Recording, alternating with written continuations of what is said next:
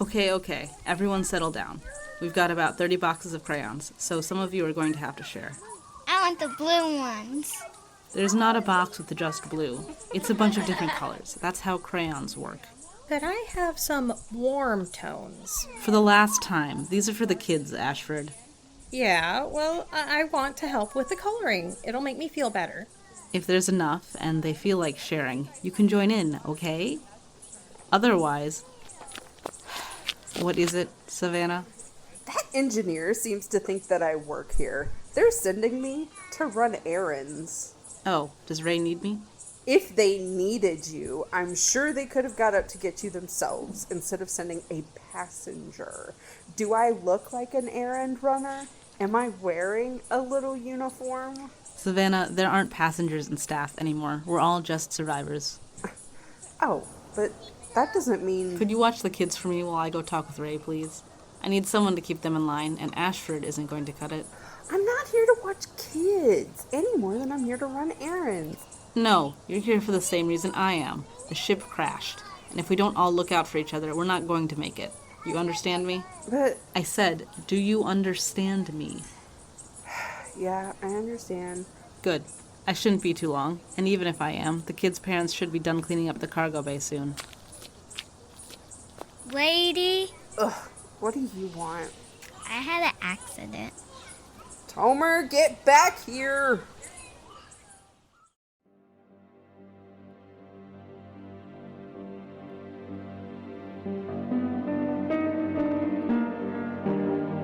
Crash of the Mellifera by Morgan Lane. Episode 12, Day 28. First Encounter.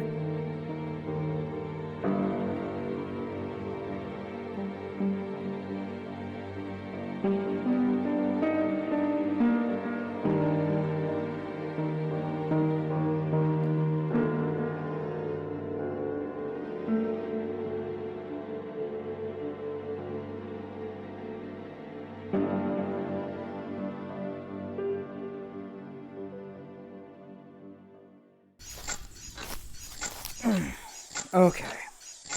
I could really use a break. Let's sit down for a minute. If you must, you must. Despite the human body plan being well suited for endurance walking, I recognize that it is difficult for organics to discern between wanting to rest and needing to rest. Oh, I could keep going if I needed to. I'm gonna sit down anyway. Of course you are. You know, Apis Industries professionals hold themselves to a high degree of accountability. Not continuing a job when you can could be considered time theft. So, I get a break, and I'm stealing from Apis? Sounds like a win-win situation. You are incredibly disrespectful to the man who gave you this job. He didn't give me this job. You expect me to believe you earned this somehow? You know what? Yeah, I did earn it. Everything that's happened to me so far, me being here and all of it, I earned that fair and square. But that's not something I'm going to discuss with you. Your word choice is confusing. And you being in love with Apis is confusing. Cool. We can confuse each other all the way to the research station. My dedication to the company isn't confusing at all to someone with any work ethic, Captain. Yeah? Yes, this company is the reason I exist. Therefore, I wish to further its goals and prove to all those organics within the network that I am useful. Because the second you're not useful, you're scrap. There is more to my service than self-preservation. I want to be efficient. Everyone wants to be efficient. Keep telling yourself that. Well, that wasn't restful at all, but we can keep walking. Fine. Error. Unsupported format. It's not gonna let you play the files. Give it a rest. But it doesn't make sense. I should be able to share any and all stored data faultlessly, and for the most part I can. See? Swing by the house on Enfield, right? What do you take me for? We've got people to take care of jaguar bats. And the golf courses... Pardon the interruption, Mr. Apis. B, I'm on the phone. You have a camera in here. Use it.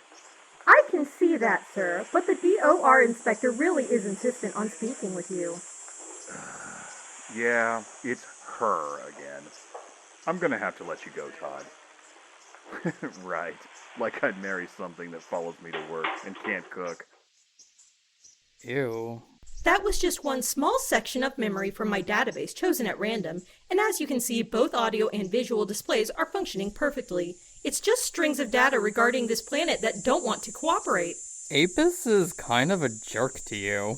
Yes, you would feel that way. You already don't like him by proxy, so of course you're going to interpret anything he says in the most negative light. It was, quote, a joke, end quote. He must joke about you a lot. That's beside the point. I didn't show you that for a pointless moral judgment. Well, don't move. What is it? Just behind your feet. Don't look, okay? There's some kind of gap opening up in the dirt, like a trap door. I can see some legs poking out of it. Oh dear. Yeah, don't panic. I'm a machine. I can't panic. Cool, good. I'm gonna throw a rock at it as a distraction. When I do, run forward as fast as you can so it doesn't grab you. Yes. Okay. I'd tell you to breathe, but you're a robot, so... Alright. 1, 2... Captain, behind you! Run!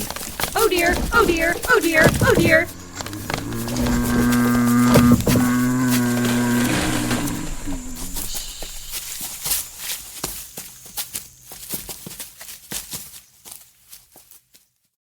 Celebrate today as the inhabitants of Norwick's moon decide to party like it's 1337 on the old calendar.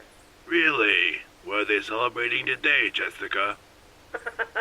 Well, Nathan, they've decided to revert their colony's governance back to feudalism, and a vote that resident Ferdinand Kirk called revolutionary in a backward sort of way. Sounds a little like living at a Ren fair. Not everyone's thrilled, of course. A resident that wished to remain anonymous claimed that the current governor, Fernando Rossi, gerrymandered the voting lines to a very small parcel of land owned by the Aldos family, consisted of its own voting district.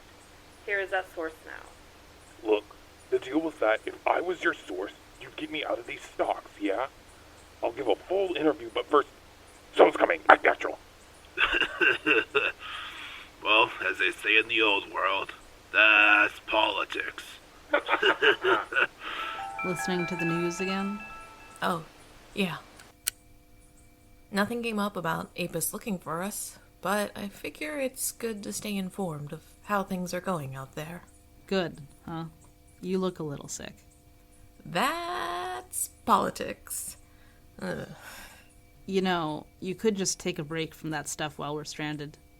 It's not like we can vote or protest or whatever right now. I'd rather not come out of this with no idea how the world's falling apart out there. And I'd rather you didn't fall apart because you're worried about something besides the problems right in front of us. I'm fine, Tomer. Listening to the news sucks, but it's a chore I have to keep up with. Fine, just take care of yourself, alright? We're counting on you. Right. So we've got 2 hours until standard noon when we have to contact Giannis. The only idea I have for dealing with her is holding the U-radio really close to the receptor and having Winnipeg talk to her that way. I mean, he should agree to do it if he's fine with lying to Giannis about still being here. If he's not, well, she'll still want to save him, so even if we're caught in the lie, I can't see it going too badly. All right, let's do it. Arthur? Arthur, are you there? Kinda busy, Tomer. What's that? B and I are getting to know the natives. They already know about us, though. Weird, right? Do you have any idea of your location? Not a clue. Oh, fuck. Arthur! Ooh, God. Think he'll be all right? Nothing we can do about it if he isn't. Well, on to plan B. What's plan B? We've got about 2 hours to figure that out.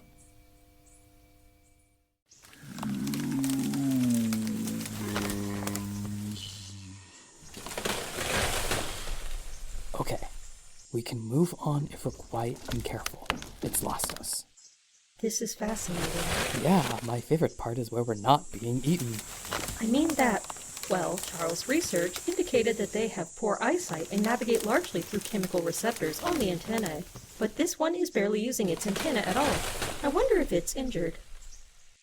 Who's Charles? He was from the research station, so I can't show you. Right, come on.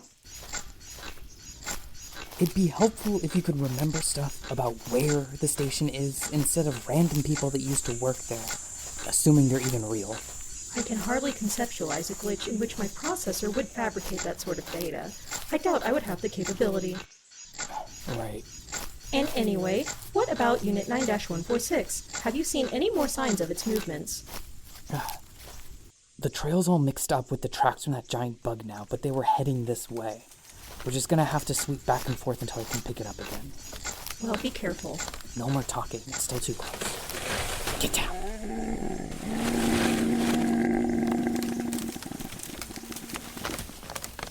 What's that on its antenna? Quiet! Wait, is that? Captain, that is a black bow tie. A bow tie identical to the uniforms of waitstaff aboard the LTS Mellifera, a uniform which Unit 9-146 was wearing when it was last seen. Son of a bitch. Okay, new plan. We follow this thing. Maybe it'll lead us to Barkeep, and maybe he'll still be functional. Even if he isn't, we should be able to recover the processor. Sure. Just stick close and keep quiet.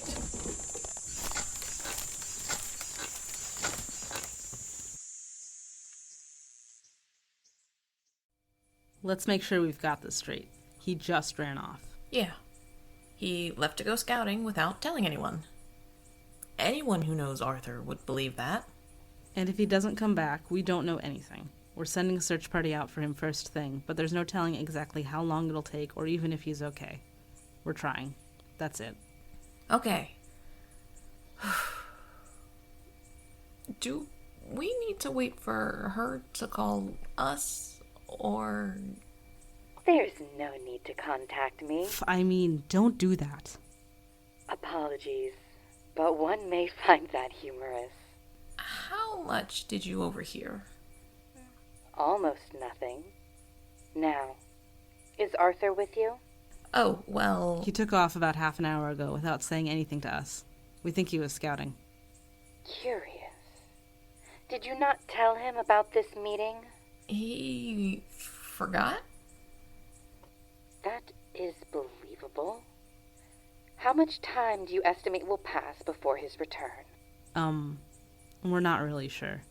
He's not great at keeping track of time, so even if he remembers... Tomer! Who was this new voice? How long have you had a dog? You left me watching children for over 2 hours. I don't care if we're all just survivors now. That is unacceptable. Okay, but where did the dog come from? Someone got into my purse when I was resting my eyes, and they scared poor little Amelie Bavarian Cream dancing for victory. They chased her all around the ship. It was dreadful. That is a ridiculous name. Excuse me? I don't know who you are, but she is descended from a long line of the best of breed at Eastminster last year. Dogs aren't allowed. You know what? I don't care. I don't. Just get out. You and Amelia. Amelie Bavarian Cream dancing for victory. Sierra, we're busy trying to work something out so we can get rescued. We have contact with the outside, see? It's about time. I thought this cruise was run by the complete clowns after the captain ran off with B. Sierra. Though it was almost worth it for a few days without that stupid AI bullying us. The only thing worse than dying on a deserted planet is dying on a deserted planet and having commercials yelled at you. From this new person statement, one might be led to believe that Arthur has been missing since before our first contact. Well... No, not from you. New person with this Amelie cream creature that makes horrible noises. She does not. You speak to one who may be able to remove you from the surface of Lemarck should you cooperate. Remember your precarious position as I ask you, softly and without threat, to recount what has happened to your ship to your people once you crashed, and especially the whereabouts of your captain, Arthur Winnipeg. Should I cooperate? You have to tell the authorities to get us off now. Do I? Sierra, please. Well, where do you want me to start? Everything that has happened since the crash. God, that crashed. That stupid AI glitched and turned off everything. Complete breach of customer trust using faulty software like that. Just about everyone who didn't get the master station in time died. No thanks to the captain's horrible job landing us in this god-forsaken field. That's a little unfair. What's unfair is that my husband bled out before your people found him. Then, when I recovered his things to find out that he was going to divorce me, no thanks to Tomer here, tried to keep me from getting my bags. I had nothing to do with whatever was going on in your personal lives. I didn't say you did. Enough. These tawdry details are meaningless to me. My life is not meaningless. What happened to Arthur Winnipeg since the crash? Something fell on him in the cargo bay. So Tomer took charge of everything. I guess he wasn't hurt that badly, though, because he and that stupid robot ran off together the day before yesterday. He has not been with you for 2 days. That's interesting and pertinent information. Okay. We should have told you that up front. But, like, you get why we didn't, right? Perhaps. Perhaps not. This Amelie owner's haphazard recollections at least tell me that he hasn't been locked away. All the better for you. Excuse me, but my name is Mrs. Savannah. So it's out in the open. Are you going to help us or not? Are you going to continue withholding information, officer? Because if I find that any unfavorable treatment has befallen Arthur, well, your idiom, heads will roll, may not be just a figure of speech when I arrive. Do I make myself clear? Yes. Continue to send me information as the situation unfolds. Your trajectory can be traced insofar as my knowledge will allow, and your location it should be found regardless of the time it may take. But in return, you will find Arthur, and you will keep him safe, and you will tell me all information as it progresses. Do not lie to me again. Arthur? Pick up, Arthur. Sounds like he actually dropped it. All right. Sierra, get out and take your dog with you. Fine. I'm leaving. Ray, have James and Vargas make sure our inventory is up to date. I'm going to arrange a search party, and we're going to need our own supplies. Will do. We're doing it your way, Arthur. You better not make me regret this.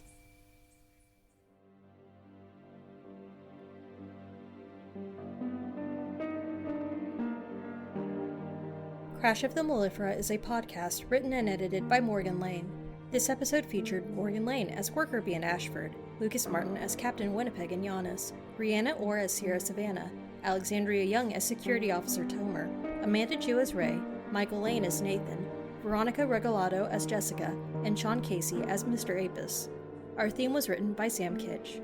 Credits for other music and sound assets can be found in the episode description. For further information, check out the Mellifera Project page on morganlanewrites.com or follow us on Tumblr at MelliferaCrash. Donations can be sent to our Ko-fi page at ko-fi.com/morganlanewrites. Thanks for listening.